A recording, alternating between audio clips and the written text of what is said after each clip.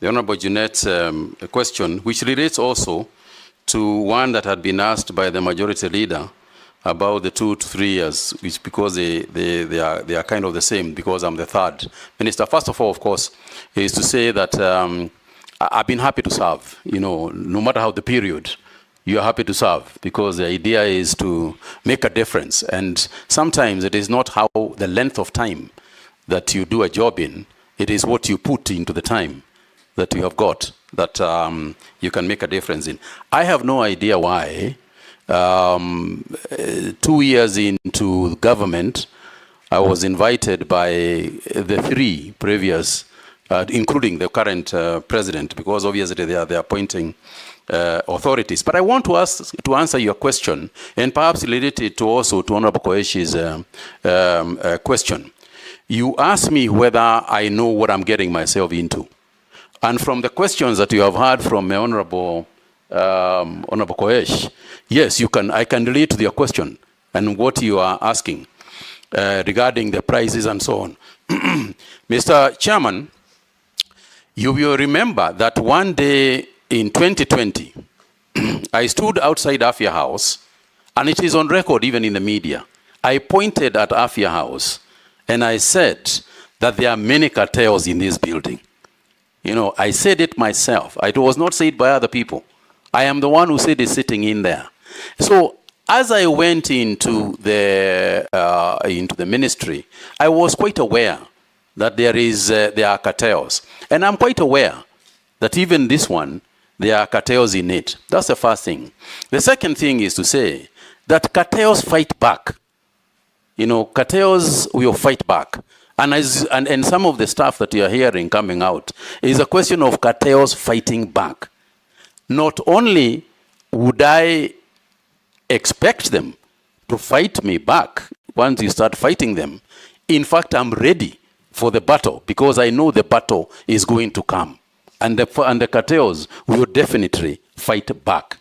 But I want to say that irrespective of the war that is clearly going to be there are sufficient people in Kenya. There are enough people in the ministry, there are enough people in this parliament, there are enough people in Kenyans out there who are going to be extremely supportive in that fight.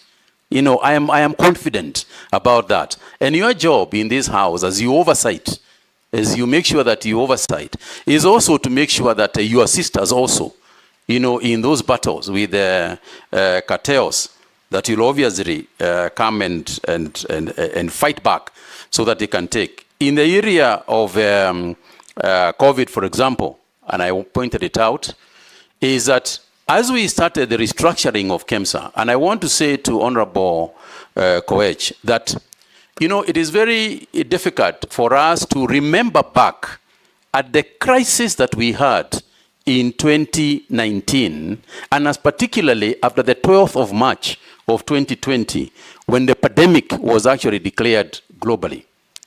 Mr. Chairman, we were faced by a severe situation. What we are calling, what today sells for nothing, which is a mask for your face, was so rare that people were willing in the streets of Nairobi to pay 3,000, 5,000 shillings for a mask, which is now free in most places and you can take. So when people say, and part of the big question regarding that period and part of the COVID billionaire issues and so on that we have had to do with the prices of issues, the prices of goods, the prices of commodities and health, and what was necessary to contain this disease in our country. Mr. Speaker, I remember appearing in this house to explain these issues and to say at that time in 2020, for example, we were looking for anybody who could give us a mask. And yes, I am the first person to admit that it wasn't an opportune time, that indeed there was abuse of process in Kemsa and other procuring agencies at that time, and not just in the Ministry of Health, but widely. But I think the major concern, the major interest at the time, and I can give you one clear example. For instance, the PPEs. We were looking for protection gear for our doctors and nurses. We didn't have any. A PPE could easily sell for 15,000 shillings, 9,000 shillings, etc. And I can tell you, Honorable Koech, that if they came at 20,000 shillings, we would have bought them. Because it's a question of, are you going to wait or are you going to buy at whatever price to save lives? Money almost begins to take a secondary position when it comes to life and death. And that is what it was. But we are also the same people who worked on it. What steps did we take? I called all the manufacturers of the materials. I sat outside my office with a bottle of water, testing materials to see whether they could be able to be used for PPEs with the experts in the Ministry of Health. And consequent to that, we were able to use our own people in Shona, in Athi River, in Nakuru. We were able to use our own people to produce the same materials at a quarter of the price. And now today, the same PPEs can be produced in our country at 2,000 shillings or less than 2,000 shillings. So it wasn't an appropriate time. A lot of mistakes were made, and I'll tell you that and confirm that indeed there were mistakes made. But I would also like to say that at the prices that I was saying, and this is what I explained to Parliament, and I challenged this House, at the time that we were buying PPEs at, say, 9,000 shillings, I said I would like somebody to show me any place where the PPE was selling at less than that price. And I remember, Mr. Chairman, going to Aga Khan Hospital, going to Nairobi Hospital. Everybody was desperate and the prices were crazy all over the town. It wasn't that the Ministry of Health was buying those items at a higher price than the rest of the world or the rest of the country. We were buying it at the market prices at that time. And this is something that I have explained, at length. Mr. Chairman, the handling of COVID-19 at that time was such a nightmare. It was such a nightmare that the cost to people, the cost of lives, every day we would wake up to be told that 10,000 people are being buried in New York. The Italian government has given up and surrendered, that everybody is dying. In South America, people are being dragged out of houses and being burnt outside, they are cremated outside their own houses. So it wasn't a time that people were making very, very rational decisions. It was a desperate period, but we did what we had to do. And Kenya, by the way, is one of the countries that got praised because of the work that they did. And Mr. Chairman, I will say this. I am prepared to do, I take responsibility, and I did. And I said everything that happened that was not correct in my ministry, and throughout that COVID period, we must take responsibility because it was there. The negatives, I take responsibility. The positives, I give credit to the team that was working at the ministry. All the members of the National Emergency Response Committee, of which I chaired, that included members of the Defense Forces, members of all ministries that were involved. We took collective decisions. In the issue of vaccines, we took collective decisions for vaccines. And the whole issue of the expenditure on vaccines, Mr. Chairman, is actually exaggerated. Because 90% of the vaccines that we actually used in Kenya were donated. There were donations from the United States government, from the World Health Organization, from European governments. Yes, they were of a great value, and they were valued at a lot of money, but they were free. We got a lot of those things for free. We didn't actually buy a lot of those ones. The ones that we bought, the ones that we ordered from Johnson & Johnson in South Africa. In fact, the quantity that we were supposed to get, we never even utilized in full, because by the time we had developed immunity and stopped the delivery of. So there were several issues that one can speak about. And as for Kemsa, it is true. When I said that there are cartels out there, it was true. And what did we do? What did I do as minister? You remember, Mr. Chairman, that we carried out a complete re-engineering of Kemsa. Change of staff, restructuring the organization, at least in the time when I was there. So we did take action about it. And I'm the one who invited the investigating authorities to come and go through it so that we can see how we can change the entire structure to do a better job in a crisis like that. For me, Mr. Chairman, what I say is that I hope, because there will be another pandemic, it is not a question of whether it will be there. It's not a question of if it will come.